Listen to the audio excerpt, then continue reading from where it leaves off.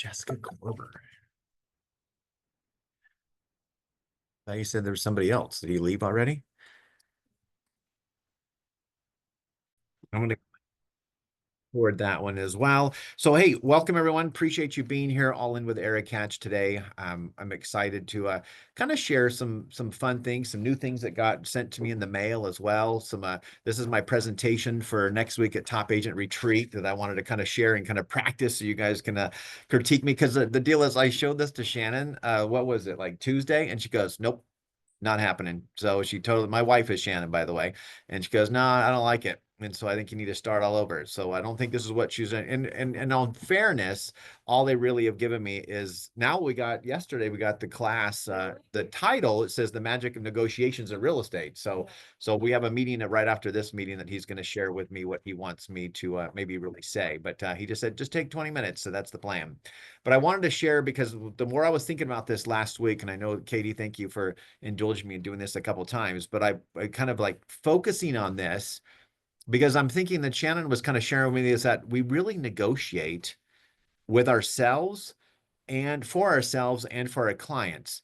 And so I don't want to really get on stage and talk about what's negotiation and contracts and different things of that nature, which is kind of boring. But don't you think that we negotiate ourselves like, okay, what do I want to eat today? Do I want to exercise? Do I not want to exercise? We're always having this conversation, negotiation going on with ourselves. But at the same time, that in today's world, that in the real estate industry, we're negotiating more right now than we have in my personal career of 30 years of working with. It's always been, I have to go interview and negotiate for them to be able to want to work with me and make this happen and how and what's the best way to do it. But now you're feeling like with the buyers, we're having to do the same. Do you really feel that? You're getting interviewed by the buyers. They're calling you up, and they're not just calling you saying, "Hey, go show me this house." They're calling up saying, "I've heard this new settlement and I'm supposed to interview three different agents and I'd like to meet with you or a Zoom call and go over if you're the right choice for us." I mean, that's what's incredible about it. And I like it because it's actually elevating the service that these buyers are getting. But it's important to realize that there's so much that we're doing for your client. And this was something I put together right here. I don't know, maybe a year ago, negotiable terms in a contract. You have like 15 right off the bat negotiable terms on the page 1 and 2 of the contract. And then you've got, these are negotiable terms. Oops, that's another. Oh, let's see, go back up here. So this is the ones that were right in the contract right here. Boom. And then you have all of these that are like, subject to change during escrow and pretty much at any time and any given time of other future negotiation that you want to do. I put this together to show like sellers and said, like a FISBO who goes, "Hey, I want to do this on myself." I said, "Okay, well, here's a little checklist that you might want to make sure that you don't miss anything." And then they go, "Wow, that's a lot." And so it's about negotiating our services and negotiating why that they need and feel that we are people that the professionals on that. I added some cute pictures. So this is my little kids, my grandkids. So I put those in that it's like feeling like when you go swimming for the first time or when you learn how to ride a bike and you get all padded up with elbow pads and knee pads and things. And then eventually you take those off and then you just feel like you can swim. It's just secondhand nature, right? I mean, you go eating something. None of us has a problem besides maybe Teresa and sugar, but nobody really has a problem that you actually want to eat. It's just secondhand nature. We just do it. So now most of us, we jump in a pool, we can swim, the ocean, ride a bike, it's fine. That's where we need to feel that whatever verbiage that we're using, we need to step that up. And I want to share kind of what we've got here. So I got this book. This is the second book. So the exact, I don't know if I shared this, Katie, last week, but the Phil Jones Exactly What to Say, which is magic words. This is, and if you want to go just Google him and listen. I love his accent too. I think he's from Australia, but I love. Oh, England actually. It was England, and his stories that you can see on YouTube, and he's got little clips of his presentations. absolutely incredible. I've never heard anyone who has just knows what to say and when to say it. That's because he wrote a book about it. But I like this one right here. This is the one I just ordered. It came on Amazon in a couple days. It was like $11. And I really, really like this one. So if you're new or experienced, there's like a field guide that's kind of in the back here. And these are the words that I'm going to share with you right here, what they are, because these are his magic words, which kind of fits really nice because his book is magic, and we're at the magic because it's at this top retreats at Disneyland, which is going to be magical. All right, so what we've got is that, just out of curiosity, I'm not sure if it's for you, but when would you be a good time? Would you be open-minded? Would it help if, before you make up your mind, these are sayings that you want to just have memorized. Help me understand what happens next as promised. I probably, out of all of those, I use the just out of curiosity, and I use the as promised one all the time. So if I sit there and call Ben and go, hey, Ben, I know we spoke 2 months ago, and as promised, you wanted me to give you a call today and just want to check if this is a good time. But what I love about the field guide is this. He like has 5 different things about expireds. So it says, I'm going to relist with the same agent. This is an objection, which we're going to talk about. And then you say, and so it says, how important is it that the next time you list your property is actually sells for the price you're happy with? So some more people coming in. And so it has like, I'm not willing to lower my asking price. Well, how would you feel in 6 months from now if your home was still on the market? So these are comeback lines from the objections, and you turn the page, gives you about 6 or 7 for FISBOs, 6 or 7 for circle prospecting, some Zillow ones, Zillow leads, Google leads, Facebook leads, and it gives, these are all this verbiage. There's a couple more I didn't put in here, but they're all the same. I'm not sure if that's for you. I'm not sure. So there's, how certain are you? What you need to know. So I mean, there's just some key words that actually come back on the objection. So I'd recommend this little book. It's a nice little easy read because that's my type of book right there. It's a real quick airline read. So that's important for negotiation and feeling that you're doing that. Now, here's some things. I haven't really put all this quite in play how I want, but this is asking some questions from some other agents and my assistants of what they're kind of thinking too. Is that, and I've shared this before, that in negotiations, and this is what I feel that I'm a good negotiator because of, that I pause and I provide solutions before you call your client. And so really what that means is that if Katie and I are in an escrow and all of a sudden we get the appraiser or the lender calls and says we have a little bit of an issue, and that's going to probably delay a couple days, and let me work through it, but I just wanted to let you know right away. Now that's polite for a lender to tell me that, which is great. But let's say Katie's my seller. Am I going to call Katie right away and say, just want you to know the lender just, we're kind of accustomed and we want to keep them up to speed really quickly. But at the same time, I'm not going to call up Katie and say, Katie, I just got this call from the lender. There's a problem with our buyer's situation, and she's going to try to work through it. And I'll let you know, she needs like to buy tomorrow. And now what did I just do to Katie? Katie's like, I was just packing my stuff. It's like, what am I going to do? So what I would do is then what I do is like, okay, lender, give me your time frame. What's it going to be? Let's talk tomorrow morning. Let's talk tomorrow, later today. Give me an update. Generally, a lot of times, those things that kind of come up usually get solved before you even need to alert your client.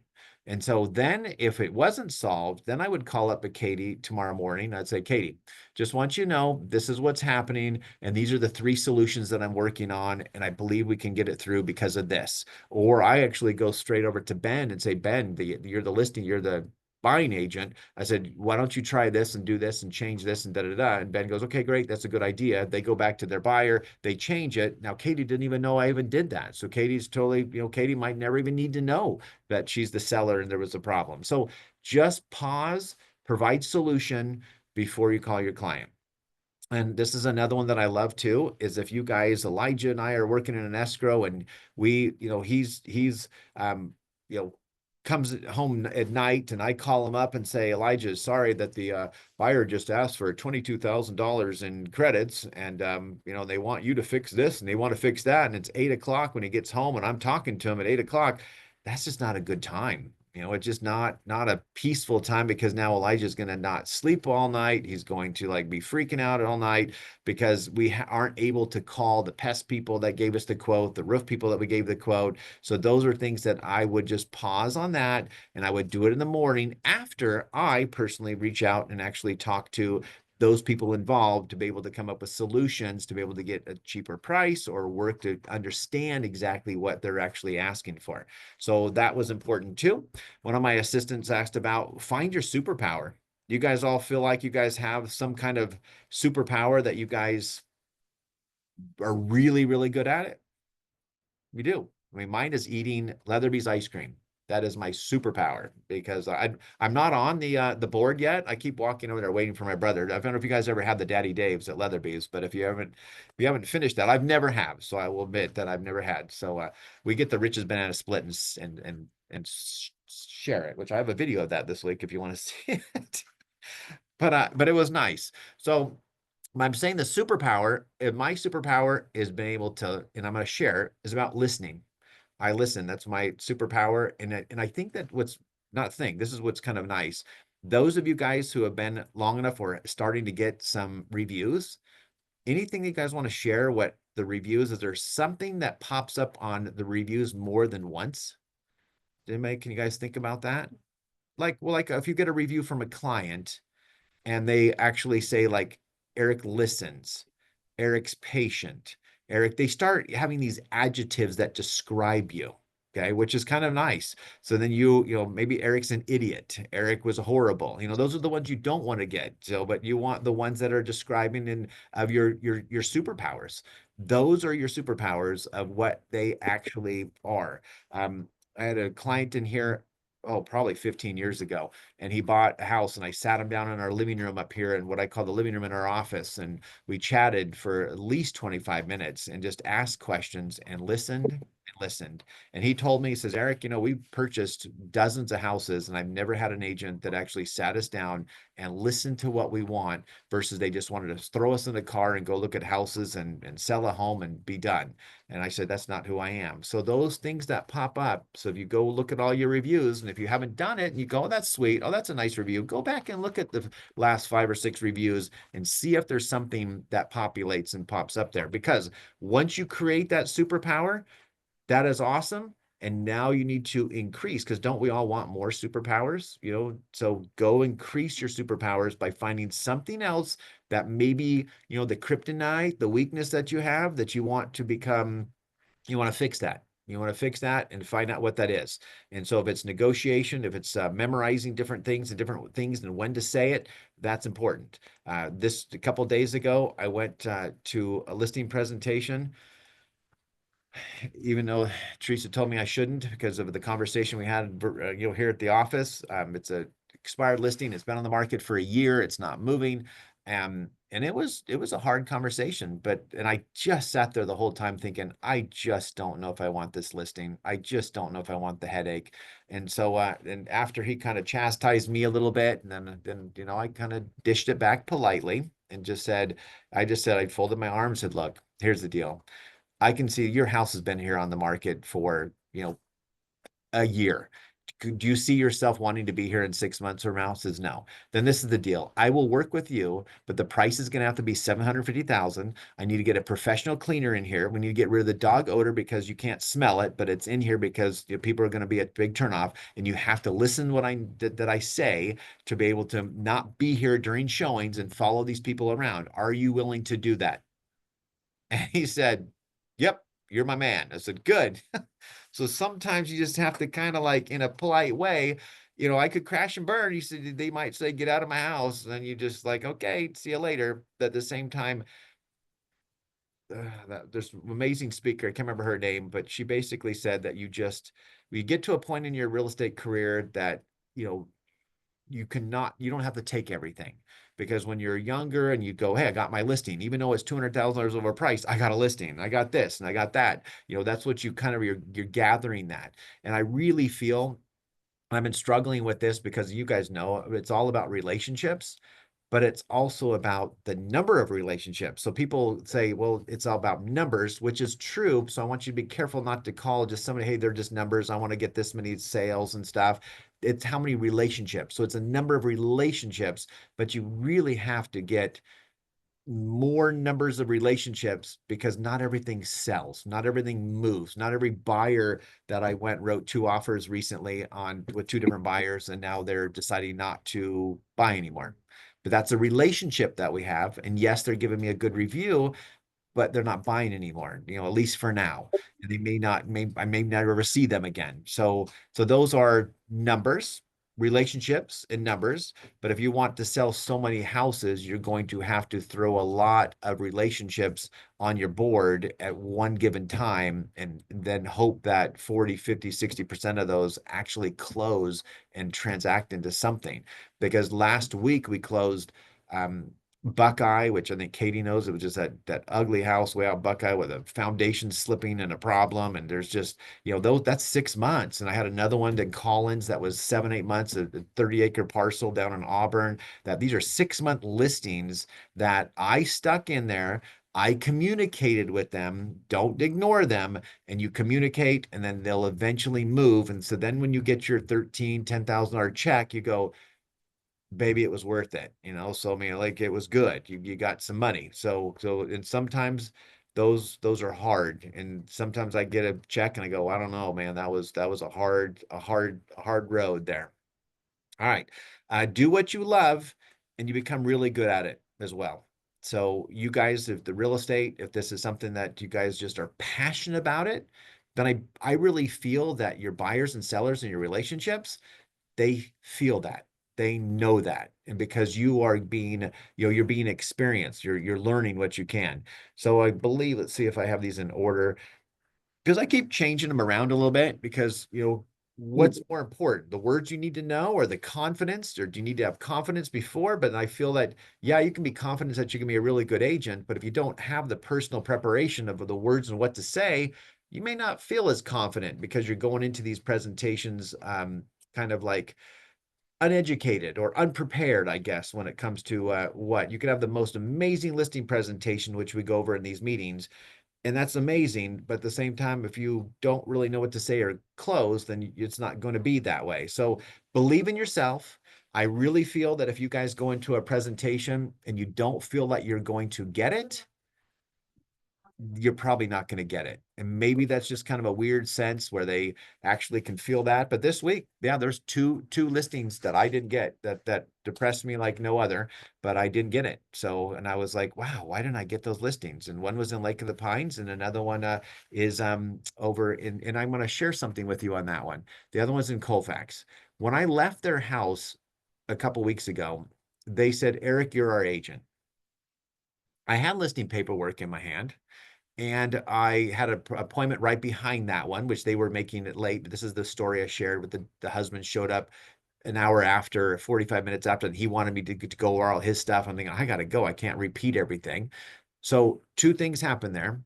Number one on that one is that I had no more time to sign something, which I could have. But what I'm going to do is I'm going to put together a letter of intent, and I'm going to share this letter of intent at the summit of what that letter of intent is. Basically, if I would have pushed something over to the table and says, guys, this is great. I look forward to working with you. Very simple intent to sell your house. We both sign it. There's a soft commitment there. It's not a legal document in any sort. But when I called her, she goes, oh, yeah, it's like, but there's two other people came over. And I said, what price did they give you? Same price as you gave them. And they were just sitting here. And my husband liked them. Says, well, we might as well just sign with them because we kind of like both of you. And so, see, that was a problem. And so, that was one. And the second one that I lost was that when I called them, or he called me because I left a message, and he said, hey, I want to know, I really, really like you, but my wife really like bonded with this other agent. And she was super sweet. And I went, well, that was my downfall, is when I went there, I didn't have both decision makers in play. And so I only met with him. So I should have, going hindsight, should have called after I met with him and said, when is your wife? This is their secondary home up here. So she wasn't here. She's in the Bay Area. I should have said, when is your wife going to be here? Because I'd love to come by and meet her too. If I had that opportunity, which I didn't, then that could have been a different story. So there's two learning things. I was very depressed. I was not confident. So I was depressed. I don't like losing things. So, but it was learning experience. I'm just sharing that with you for having both decision makers. You can ask that if you want. Ben, I'm coming to your house tomorrow. Are you the one on titles or are you the only decision maker? I know that kind of sounds salesy, so you can kind of politely say that. It feels like I'm going into a timeshare presentation, but I just, I want just to know, hey, are both of you and your wife going to be there? Maybe that's a better way to say it. No, my wife can't be there tomorrow, but I just want to meet you first. Okay, is there a good time? Maybe I'm happy to come over, but is there a better maybe time that I could meet actually both of you? Well, yeah, she gets off at work at 5. Would you be willing to do it then? Absolutely. Let's go ahead and do that. So I would go with both parties. I shared this. Did I share this picture, Katie, last week with this one? Okay, this is the Rayleigh. This is and I love this about listening, know your audience. This is at Maui, the spam in Maui, which I used to like spam. I don't know if I like it anymore, but I was just blown away that there's this crates way up here, 3 stories tall of spam. And then here's the Rockland spam at Costco here in California. So not a big, huge seller here, but at the same time, you got to know your audience. So when you're sitting down and listening to them, you want to hear and understand what they are. And I kind of shared this week. I was kind of contemplating that, hey, I solve problems. Yes, I sell houses, but I solve problems. And I was thinking, I don't know if I like the word problems because Katie might be selling her home and it's not a problem that she's got a job transfer, $1 million salary in San Diego. So it's not a problem. So it's more of just you're solving people's life experiences or solutions. I have the solutions to people's of needs, I guess is what it is. So, just knowing, understanding, and saying those words. I like the technology. This is using technology is a huge thing of mine. I hope that you guys are, utilizing some kind of Zoom consultations. I know Elijah, you've been here before. I think several other people down here. Sandra, welcome back. Appreciate you down there. You're at the bottom. I'm going to go down and say hi. But utilizing video consultations, chatting with people. I have somebody who just emailed me yesterday and said, Eric, we've got pre-approved. Thank you so much for sending us to that lender. We're ready to go to the next step. Going to the next step is critical. And I think that I was in here somewhere. Yeah, maybe I forgot to put that right here. That's where it was. It says, what's the next step? So I need to add that actually right in here. Maybe it actually is down there, actually. So I'm getting big. All right. But anyway, that was important of knowing, just telling them what's the next step. Because a lot of people, you go in and they like Katie, I want to list with you, but they're not going to, they may not say it right away because we're still, telling them everything that we're going to do. But just what's the next step? Well, the next step is I feel comfortable with you. And Katie, do you feel the same? Yeah, I feel really good. And I go, do you like the price I gave you? Yeah, I actually really like the price that you gave you. Great. You like the marketing I shared with you? Yeah, I love the marketing you share with me. Great. Would you, next step is to sign some listing papers. Are you wanting to do that today? Well, I kind of want to think about it a little bit more. Well, wait, you just got all these soft closes. Why, what was the situation there? So listen, use technology, Zoom consultations, video texting with buyers, because what happens here is, guys, is that there is too many what I would call, or what my assistant calls, is texting warriors, where it's real easy. If I call up Katie and say, Katie, we got a counter offer. They only came up to $510,000. And Katie, it's too easy for Katie to say, nope, not taking it. Nope, sorry, not doing it, or tell them to pound sand. But if I had a conversation, either a video or a conference call or on the phone with them and say, Katie, just want to share with you what's going on here. And this is the price. And oh, by the way, I saw this other home that just went pending yesterday too. And I called the agent and they just got the $500,000 as well. So us being at 510, that's actually really good. And I think that's something that we probably should seriously think about. Oh, okay, well, if you think that's probably something, it's not where I wanted to be, but if you feel it's good, let's go ahead and do it. So don't do anything, just a texting a listing, that just won't work. So having that conversation, have a video conversation, chatting with them on the phone works, but just getting the buyers on and sharing your map and showing kind of who you are. And at those who maybe haven't seen it, but I go through my whole buyer presentation, the road to a successful purchase of a home, discussing with them in regards to local schools, local areas where they want. And I listen. I say, describe to me I'm going to take notes, but describe to me what you're looking for in your perfect home that you would love to live in. And that's it. And I just let them, if they mention about schools and Target, then I pull up my map and then I show them where all those things are. So I listen and utilize technology. I got a $20,000 price adjustment on a house this week by using, technology, just sending video emails over to them, showing them the houses, what is sold, what is pending, what the 6 month worth of supply of inventory we have in his price point in Colfax. And then he calls me I did that at 7 o'clock a couple days ago. And about 7:30 he calls and goes, Eric, I got your analysis. Thank you so much. Let's go ahead and do a reduction at 20,000. If I would have just text him and said, hey, I think we need to do a reduction of 20 grand, he'd probably go, nope. Because it's too simple to text no.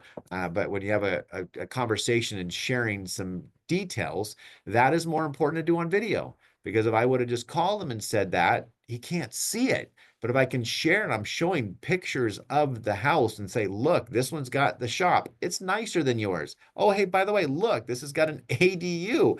You don't.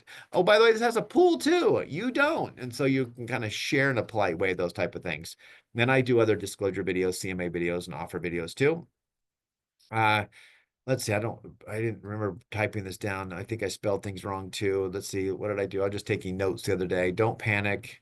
Emphasize 35 car. Oh yeah, the 35 was going to add this to my presentation though as too about the 35C, the car content or contract has the 35 negotiable items like right out of the gate, compensation. And I just talked about can't hide behind phone there too. And then basically ask for the business. So important to ask for it. Just asking for the business before you leave, or before your Zoom call's over, and just say, hey, Jacob, just you guys, this is great. Such a pleasure to meet you guys, and here on Zoom, and I'd love to get started with you. Are you guys good and working with me? And do you mind if are you good? And I'd be happy to send over the buyer representation agreement. And he goes, yep, absolutely, send it over. We'll sign that, and we look forward to seeing you on Saturday. So, or they might say, we don't have a trip planned up here yet. Okay, no worries. I'll have this signed. Just get some of this paperwork out of the way. And because they're fresh, do it then. If they aren't coming up, and all of a sudden it's a month from now, and I give them a call, they may have already, they might have ghosted you, or they might not have, felt committed. But when they sign something, when you guys sign something, you feel committed. So it's commitment there. All righty. Any questions on any of this? Of course, I did that in 30 minutes there, Teresa. So I got to narrow it down. Yes, Ben, go ahead. When you get all those soft closes, like you were just talking about the listing presentation, and then you're like, next step is sign the paperwork, and whoever it is comes back and says, well, I want to think about it. Do you have like a go-to response you'll use there to kind of flip that around? I do. I'll go, hey Ben, thank you so much, and I appreciate that. And you mentioned you're happy with all my services, and I know we went over a lot of stuff in here. And was there something that I may have missed? That's kind of when I come back with a question, and now they should be giving me their answer. I know we went over a lot of information, my marketing and pricing and stuff. Was there something that I missed? And you just be silent. Don't say a word. Just listen to them. And he goes, well, I'm kind of thinking that, maybe the price is a little bit lower than I wanted. And then I can handle that objection, talk to them a little bit more, say that, if I'm okay. Because sometimes you guys, we get pushed to where we want to get the listing, and push may not be the right. We push our own desires of where we want the listing to be. If we feel like, hey, it should be 499, but I'm willing to go 515, let them know that. Because what happens is that they say, well, how about 520? And I go, well, I thought 515. I go, I was already pushing it to 515 because it really should be 499. But now if we push to 515, now you're just pushing me to 529, which hence Silver Way is on the market for 6+ months and with 2 agents, and got an offer yesterday, and they just don't want to negotiate. So you didn't hear that, Katie. Please bring me an offer. It's good. All right. So it just no, they're not accepting that offer. They countered like $1 zillion. So it just, I would just flat out tell them, and on that case, on these people who won't sell, I'm going to say, look, if you guys aren't willing to negotiate on this, maybe you guys just need to rent your house, because we're not going to get an offer if that you just flat out tell them no. So I mean, there's just hard conversations, and I don't want to waste my time. But then, so Ben, they'll just ask you, they'll say this, then you come back and say, reassure them this or reassure them that. I took a listing the other day, it was actually last week, that I signed it. I said, look, you guys, here are the prices. You guys ready to get started? I'm just going to put it $500,000. We could be at 485 in a month and a half when we put it on the market, or we could be 515. So I'm just going to put it 500. It's an open end contract here. I'm not going to hold you to it. We'll have one more conversation. We'll do an amendment if we need to, but this just gets the paperwork out of the way that we can actually know that we're committed. So then I can actually then go start, doing some pre-advertisement and what's the word I use? Marketing. That's not the one I want. It's like some momentum, some pre-momentum to get your listing going, so they can actually, present that to other people, other brokers, to be able to get them, interested into purchasing your property. And usually when I say that, they go, oh, wow, that's great. We're going to do this pre-marketing stuff, even though we're not listing for a week or we're listing for 2 weeks. And there is that piece of paper on the MLS addendum that actually shows where it says, don't put your house on the market to a certain date and stuff. So just make sure that's written in there. You really can't start marketing it, like physically marketing it, but I certainly could pitch it in an office meeting and let people know that it's coming. And even maybe an MLS meeting, depends, if you have it signed. Okay, good question. Any other questions? Yes, Ben. When you meet with clients, how often do you preset the price decrease in houses, or do you just deal with that as it goes? I usually deal with that as it goes. I will share with them my thoughts and say, look, you pushed me to the 525. And I don't push is such a hard word. It says I just say, not you're pushing me. I say we are kind of pushing that at the price point at 525. So let's do this. We will know super quick in the first 5 to 7 days where we're at. Are we on point with the price? If we do not get a single phone call for a single showing, we have missed the mark. And at that point, you do not want to hesitate and wait 30, 45 days for um your sorry, getting a call from my wife, but I'll ignore it. Now, what's Gracie?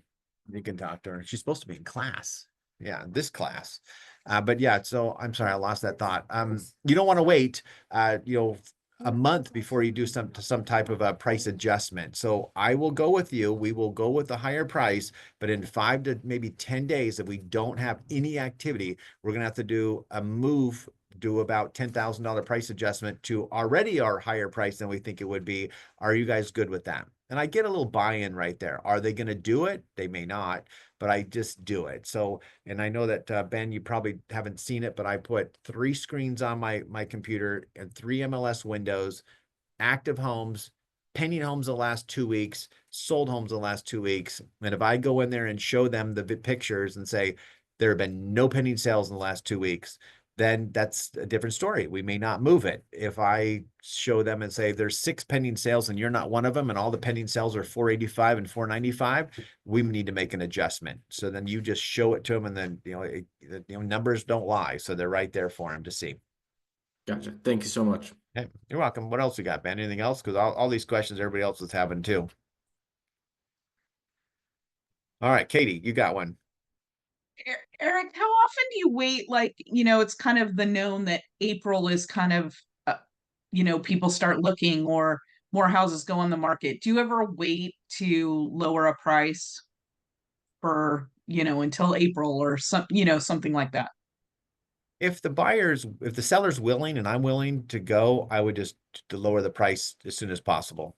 You could say this and say, hey, Katie, I just want you to know that I'm showing my screen here that we've got a couple pending sales, or if there's no pending sales, we haven't missed anybody. But at the same time, now you have these 3 new listings that just came on the market a little bit lower than us, and you're going to see an increase of inventory, as most of us are aware that during spring more sellers come out. So now if you actually see 2 pending sales in the last month and we have 13 in our same price point, that is going to be like a 5 to 6 month supply of inventory if no other homes come on the market. And I know you want And this is where you're going to be key. You got to know them. I know that you want to move to Tennessee to get your child into school before the school year. So I'm professionally suggesting that we do an adjustment to a price to be able to be just at or below these guys right here to make that happen for your guys' goals. So I kind of threw in there of what their why is. Okay, that was a good one. I got What one else? more. Oh yeah, please, Ben. So obviously if your presentation is amazing and great and you can close people, that's awesome. But before you get the appointment as a new agent, obviously you have to, meet with people. You have to set the appointment.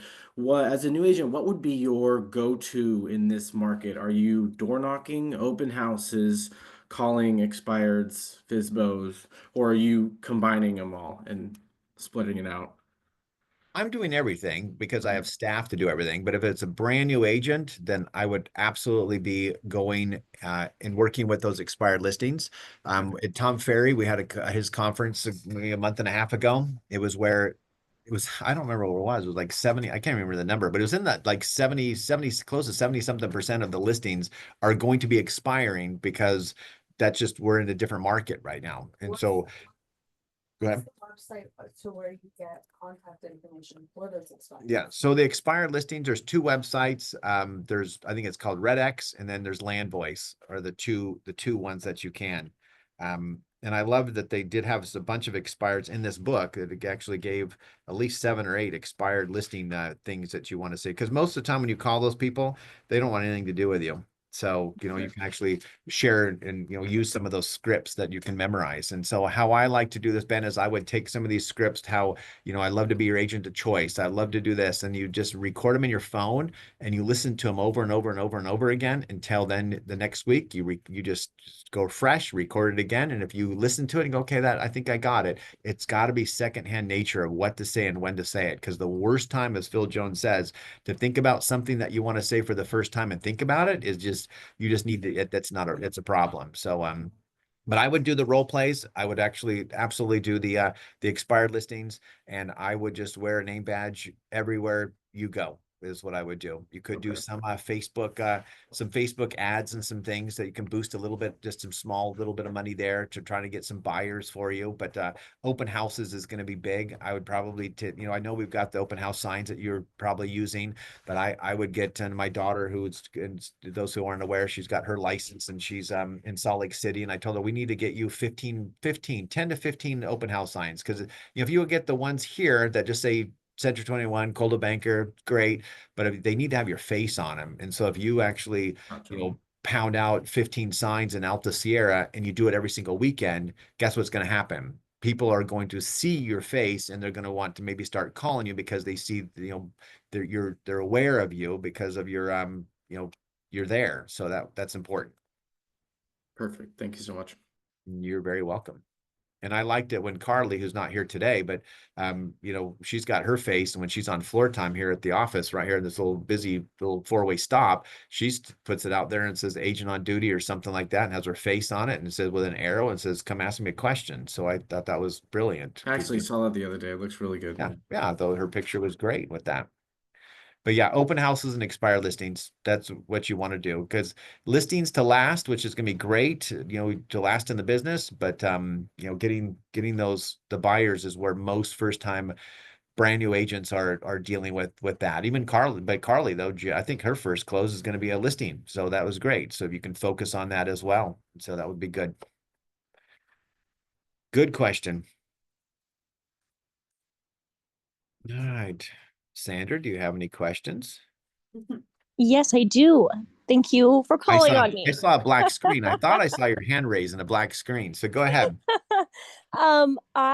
So you mentioned when you're taking listings that are a little overpriced that you will talk about maybe reducing it by 10K at a time.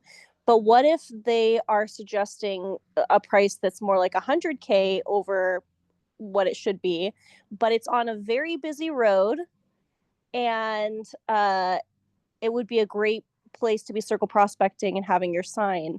What type of conversation would you have in that case? I'd say, Sandra, did I miss something on the walkthrough? Did you have like a gold mine or something that's like buried under your ground? So, and it is no. So what you just said is really important there because, and I don't have the statistics right offhand, but it's something where, and I will tell you that because of my listings that I have, which I don't even know how many I have at the moment, it actually creates so much buyers and calling that one listing, I believe Tom Ferry says it's three potential deals out of a listing because you're going to get people to call you. But I have a home that is overpriced. I won't mention the address, but we've had 0 showings on it in like 4 months, and he's $100,000 over. And I told him, look, we'll put this on the market. I'm just letting you know right now, I'm not confident that we're going to sell at this price, but I will do this for you. And I've called him, emailed him, sent him all the stuff, spoke to him, and he is just like, and it's a vacant house, it's his second home, and he just goes, I'm just not reducing it. The house is worth it.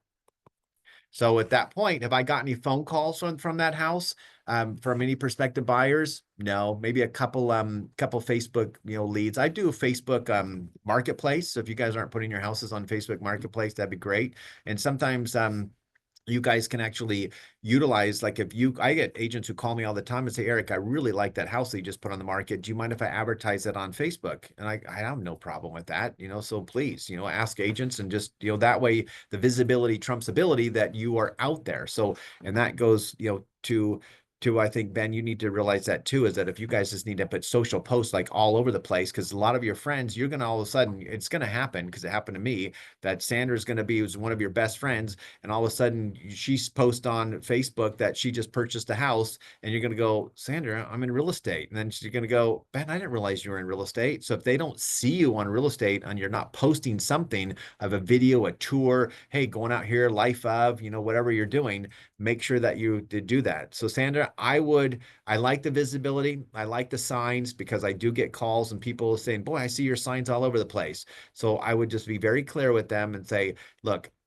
there's certain things that cause houses to have to be worth less money. I totally feel with you that your house, when I compare it with the square footage and I compare it with the acreage, it is in the wheelhouse of the price range that you're discussing. But 3 things that kind of cause problems when it comes down to, or less value, is going to be busy streets and steep driveways. And usually if the house isn't clean, but you don't need, you could say 2 if the house is clean. And so steep driveways and busy roads and no garages is another one, are issues in the real estate market, where it just, like my Silver Way, it's right on Highway 174. It's a really nice house, but it's right on 174. And so people aren't willing, for the last year, 6 months with me and 6 months with someone else, aren't willing to pay $500,000 for that house. Even though if I moved that house, it would be gone in an instant if I put it on a nice private 2 to 3 acres somewhere else. So that's what I'm sharing with them. I want them to know straight up, this is my position. I'm willing to do this, but I just want you to know, I feel that we're overpriced. And if we don't get good enough showings, and I will provide you true feedback. I put quotes on my feedback. I text you the feedback of what Katie just said about your house. And there you go. And please, don't shoot me if they come back and say that it's, super overpriced or ugly house or something. So I tell them, I make sure they know that I'm just giving them, I'm copy and pasting it. So, because I had a little elderly man that thought that I was telling him that his house was not priced right. And he goes, how do you do this? So I thought you liked my house. I go, that wasn't me. That was the feedback. So, and I know the feedback is changing. You're going to probably start seeing that feedback is probably going to be, I'm not going to say outlawed, but discouraged a little bit more. So be very cautious with your feedback because there's a lawsuit in LA right now that somebody gave feedback. The buyer gave feedback, got to the seller. And then what ended up happening is they came back and said, oh, the house is it's overpriced and blah, blah, blah. They ended up coming back and writing an offer on it. And then it just, I don't know really what the base of the lawsuit is, but just be careful on the feedback. So I'm a little bit generic when the agents call me and ask for feedback. I said, yeah, they really like this features, but the house wasn't for them. So at least you gave some positive feedback of what they liked about the house, but the house wasn't for them. If I mentioned anything about price, if I mentioned anything, that's not my client and not my job to do so. So even though you might just say, hey, that was a piece of junk house, but but I'm not going to say that just because I guess I'm too polite. Okay. And then I don't want to get in trouble either. And you got to be careful because we were out showing a house last week, and the lady right there in the front of the camera, there's a doorbell ring, ring doorbell.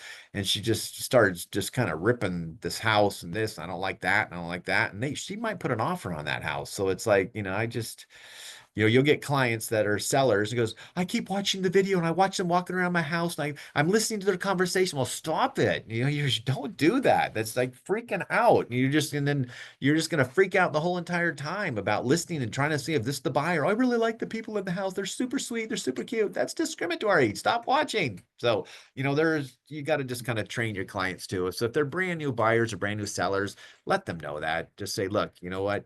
Turn your cameras off. I have an experienced seller that's over here on Table Meadow, and they turn the cameras off. They just say, you know what, Eric, I just want you to know for peace of mind, we turn the cameras off so that people can have total privacy, which is nice. All right, Sandra, you got more. Keep going. I don't know if I have more, Eric. You really buttoned that up really well. Thank you so much. Sorry, but it took a 5-minute answer. Yes. All right, so we got Chico. Is everybody going to the summit? Do we have like yeses, thumbs up, summit, yes, Elijah, Yes. summit, okay, Sandra, okay. So just want you to know that Tuesday, because Monday's golf, Tuesday, there's a class called, she does coffee and clients, okay? That's my best class that I really like, that I teach. And again, this is, a lot of it's going to be kind of repeat, but I bring everything. So these are like my new little, my cute little, things that I've got for my mail outs and stuff of, 3 questions of when considering selling, because you're invited to, find out the 3 potential reasons. Was it poor presentation? This is an expired one. This one is hey, it was nice speaking with you regarding selling your property. When you're ready to interview realtors, love to be invited. And then it's got, QR codes and stuff on the bottom and things of that nature. So these are just things that I like to share. I'll share our spring box that we're actually mailing out to clients, how to keep in touch with your clients, parties, events. We got a movie night coming up at the Auburn Theater on April 1st. So things like that I just like to do and show how to do. And then I think trainer Jody told me or asked me to do lead generation is what we're going to do on the 2nd hour as well. But yeah, I saw some of the printouts, what they've got. They got AI speakers, they got all sorts of things coming, and it's fun. So hopefully that you guys will make the time to be there. And be there. So I got Larry, so I don't see everybody else in here. So hopefully you guys down below are all going. I know Jessica Fitzu's going, so it's good. We'll figure it out, Jess. We'll get you in somehow. All right. Any questions, guys?